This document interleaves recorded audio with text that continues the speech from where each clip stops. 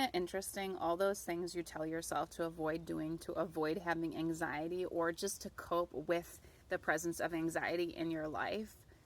When you get to that high state of anxiety, you lose your mind and you completely forget how your breath work, how meditation, how prayer, how yoga, how all of that stuff can take you down because you're just caught up in this moment of anxiousness. And I can't explain it more than this anxiety that takes over you and suppresses you.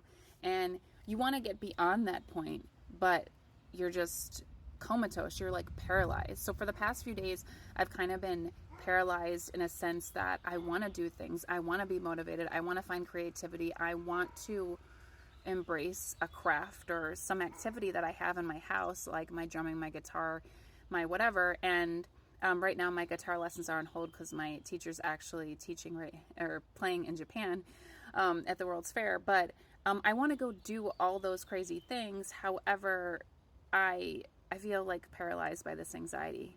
Well, what's really helped me get through it today is movement and just getting up and moving and express it with your body, because sometimes that anxiety is stored in your body and that tension needs to be released somehow. So I went into yoga truly thinking that the anxiety was still going to be there when I left, and it was for a little bit.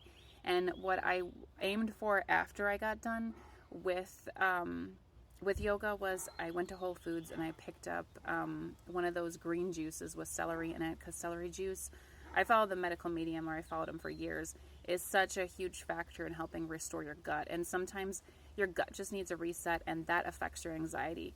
And so ever since then, and I prayed this morning after it, and I was just like, whatever presentation I have to do at work or whatever I have to handle, just Lord, take it. And it worked.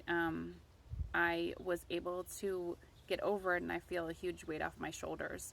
So when you're in this endless cycle, just think about movement. Think about how going on a walk, yoga, just being in the heat and letting it all out. Sweat it out, cry it out, do whatever you got to do to let it go, because sometimes you just need to be in silence, or you need your body to release those toxins that are stored in you, building up this anxiety. But don't give up, or don't lose hope.